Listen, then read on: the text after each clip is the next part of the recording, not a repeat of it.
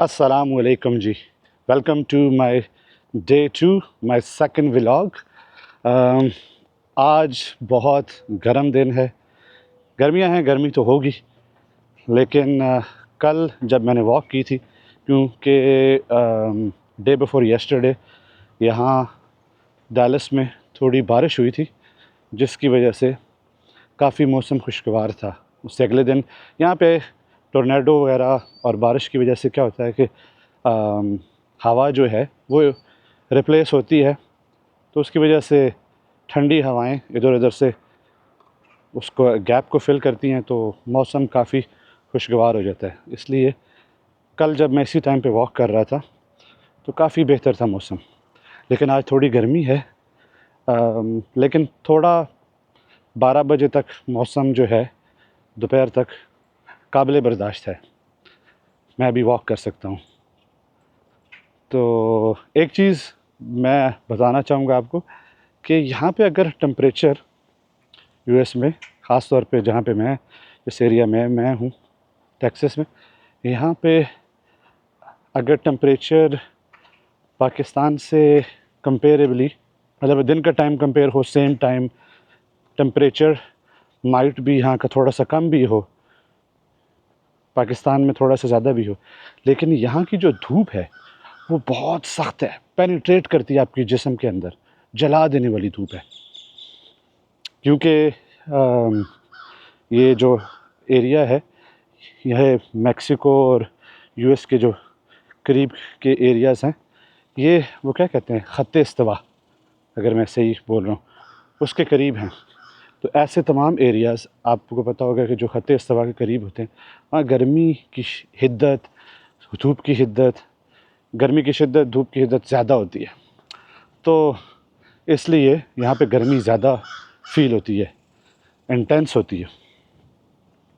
तो इसलिए थोड़ा सा बर्दाश्त के लिए काबिल बर्दाश्त नहीं होती। क्योंकि मैंने लास्ट ईयर एक दो लोग पाकिस्तान से आए थे विज़िट पे, तो उनको यहाँ पे वॉक के लिए लेके आया साथ, तो वो कह रहे थे कि जी ये गर्मी तो, हालांकि मई का महीना था, ये गर्मी तो बर्दाश्त नहीं हो सकती, ये बहुत ज़्यादा है एज़ कम्पेयर टू पाकिस्तान।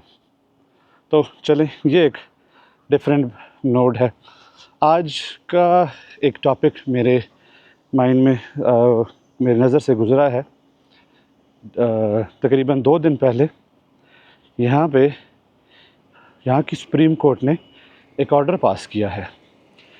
उसमें यहाँ पे यूएस में कोई भी जो बच्चा पैदा होता है, रिगार्डलेस उसके पेरेंट्स का क्या स्टेटस है, चाहे वो लीगल हैं यूएस में, इलीगल हैं यूएस में, या वो विज़िट पे आए हैं, टेम्परेरी हैं, किसी भी स्टेटस में हैं, जो भी यहाँ पे न्यू बॉर्न है उसको यहाँ पे पैदा होते ही सिटीज़नशिप मिल जाती है।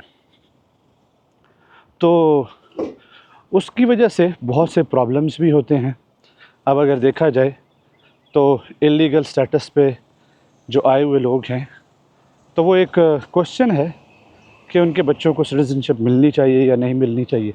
लेकिन मैं ये बताता चलूँ कि ये जो बर्थ राइट है सिटीज़नशिप, ये यहाँ के कॉन्स्टिट्यूशन का हिस्सा है, और यहाँ यूएस में कॉन्स्टिट्यूशन को अपहोल्ड करने के लिए बेसिकली इदारे हैं, सुप्रीम कोर्ट है, कोर्ट्स इस चीज़ को यकीनी बनाती हैं कि कॉन्स्टिट्यूशन का ख्याल रखा जाए, कॉन्स्टिट्यूशन के ऊपर काम होना चाहिए, उसके ऊपर ही सारे चीज़ें अमल पैरा होनी चाहिए। तो हुआ क्या था, प्रेसिडेंट ट्रंप ने इस दफ़ा जो अपनी सेकंड टर्म है उसमें जब हलफ लिया, तो उन्होंने ये मेक श्योर किया कि इसके अगेंस्ट एग्जेक्टिव ऑर्डर पास किया, क्योंकि ये उनकी कैंपेन का भी हिस्सा था। तो प्रेसिडेंट ट्रंप ने एग्जेक्टिव ऑर्डर पास किया जिसके थ्रू ये बर्थ राइट जो था उसको एग्जेक्टिव ऑर्डर में इंजेक्ट किया। तो ये जो था एग्जेक्टिव ऑर्डर, इसको क्योंकि प्रेसिडेंट ट्रम्प जो हैं वो रिपब्लिकन पार्टी से हैं और डेमोक्रेटिक पार्टी के जो लोग हैं और कुछ ह्यूमन राइट्स की जो तंजीमें हैं, इन्होंने क्या किया, ये लोग सुप्रीम कोर्ट में चले गए कि ये गैर कानूनी है, कॉन्स्टिट्यूशन के अगेंस्ट है, तो इसको ख़त्म किया जाए। तो उन लोगों ने क्या किया कि स्टे ऑर्डर ले लिया, एग्जंक्ट ऑर्डर ले लिया, जो भी कह लें, तो वो इम्प्लीमेंट नहीं हो सका। तो अभी 2 दिन पहले क्या है, यहाँ की एक सुप्रीम कोर्ट ने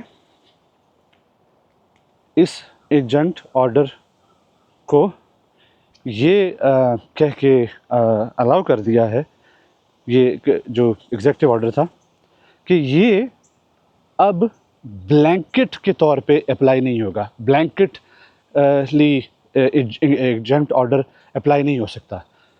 अगर जो लोग कानून जानते हैं वो समझ सकते हैं कि जब स्टे ऑर्डर हुआ तो पूरे मुल्क में स्टे ऑर्डर हो गया।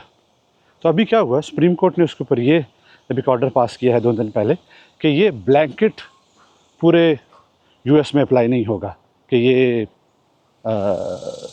एग्जेंट जो है वो हो गया है प्रेसिडेंट ट्रम्प का एग्जेक्टिव ऑर्डर।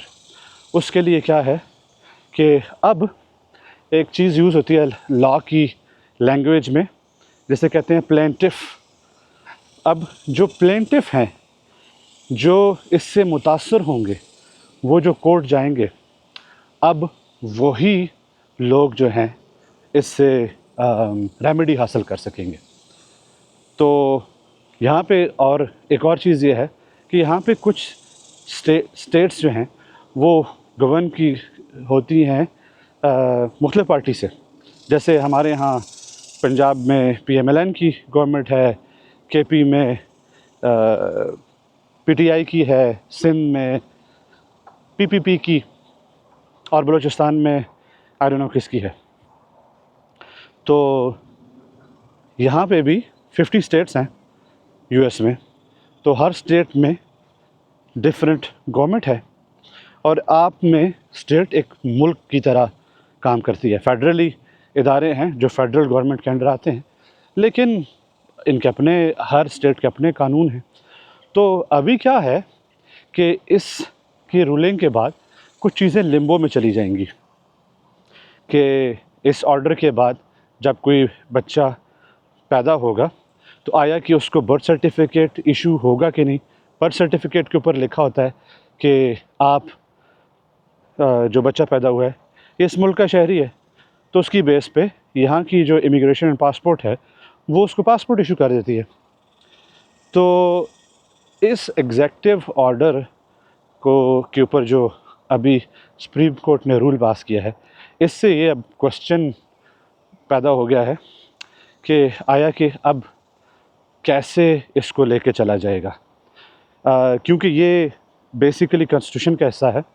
तो ये बर्थ राइट का जो है चीज़ है, ये क्योंकि कॉन्स्टिट्यूशन का हिस्सा है, तो कॉन्स्टिट्यूशन की जो चीज़ें होती हैं वो एग्जेक्टिव ऑर्डर से ख़त्म नहीं होती, वो उसके लिए कॉन्स्टिट्यूशन अमेंडमेंट चाहिए होती है। ये हमारे यहाँ भी जब कोई चीज़ चेंज करनी होती है तो पहले, अच्छा इस साइड पे लाइट थोड़ी सी कम है तो मैं इस साइड पे वॉक कर दूँ, तो कभी एक तरमीम आती है 25, 26, 27वीं तरमीम, इस तरह। तो यहाँ पे भी कॉन्स्टिट्यूशन अमेंडमेंट चाहिए होती है। कॉन्स्टिट्यूशन अमेंडमेंट से ही बर्थ राइट जो है वो ख़त्म हो सकता है। तो उसके लिए कॉन्स्टिट्यूशन अमेंडमेंट होगी तब जाके ये ख़त्म हो सकता है। लेकिन एग्जेक्टिव ऑर्डर है, उसकी बेस पे प्रेसिडेंट के पास पावर है, प्रेसिडेंट इसको जो है वो रोक सकता है, प्रेसिडेंट के पास पावर है। एग्जेक्टिव ऑर्डर इशू हुआ है, तो अभी इसमें देखने से आने वाले दिनों में पता चलेगा। तो मैंने कहा चले आपके साथ शेयर करें कि कुछ चीज़ें शायद आपको पता ना हो, ख़ास तौर पे ये बर्थ राइट की जो चीज़ थी, माइट भी आप लोगों को पता है या नहीं, लेकिन यहाँ यूएस में जो भी बच्चा पैदा होता है रिगार्डलेस ऑफ उसके पेरेंट्स का स्टेटस, वो यहाँ पे सिटीज़न होता है। तो अभी मैं अपने पार्क में पहुँच चुका हूँ, जो कि मैंने आपको कल भी दिखाया था। बहुत खूबसूरत है। इसमें ये जो आप रंग बिरंगी फूल देख रहे हैं, ये इस्लामाबाद में भी मैंने देखे हैं। इनको क्रेप मर्टल ट्रीज़ कहा जाता है। तो इस्लामाबाद में भी आई थिंक मैंने देखे हैं, या शायद मैंने इनका नाम जो है वो इस्लामाबाद में डिफरेंट लिया जाता होगा। तो आप जो वीडियो देख रहे हैं, आप अगर मुझे बता सकें कि आया कि इस्लामाबाद में इनको इसी नाम से पुकारा जाता है, यही नाम है इनका, या इनका कोई और नाम है। ये जो मैं आपको दिखा रहा हूँ, ये पीछे लिखा हुआ क्रेप मर्टल ट्रेल्स ऑफ मिकिनी। तो ये थोड़ी सी चीज़ें आपके साथ शेयर करता रहूँगा मैं आते जाते वॉक के दौरान, कि कैसे कानून में जो चेंजेस होती हैं, यहाँ के कल्चरली चीज़ें कैसे चेंज होती हैं, पाकिस्तान से आए लोगों के जो मसले मसाइल हैं उनको भी एड्रेस करेंगे। अभी मैं देख रहा हूँ क्योंकि गर्मी बहुत ज़्यादा है तो इतने ज़्यादा लोग नहीं आते। अर्ली मॉर्निंग शायद कम आते हैं, यहाँ शाम को बहुत ज़बरदस्त मौसम होता है तो लोग शाम को ज़्यादा निकलते हैं। मैं शाम को यहाँ बैठ के किसी दिन आपके साथ डिटेल में बात भी करूँगा, जैसे मैंने कल आपको बताया था। तो हम एक डिटेल व्लॉग करेंगे।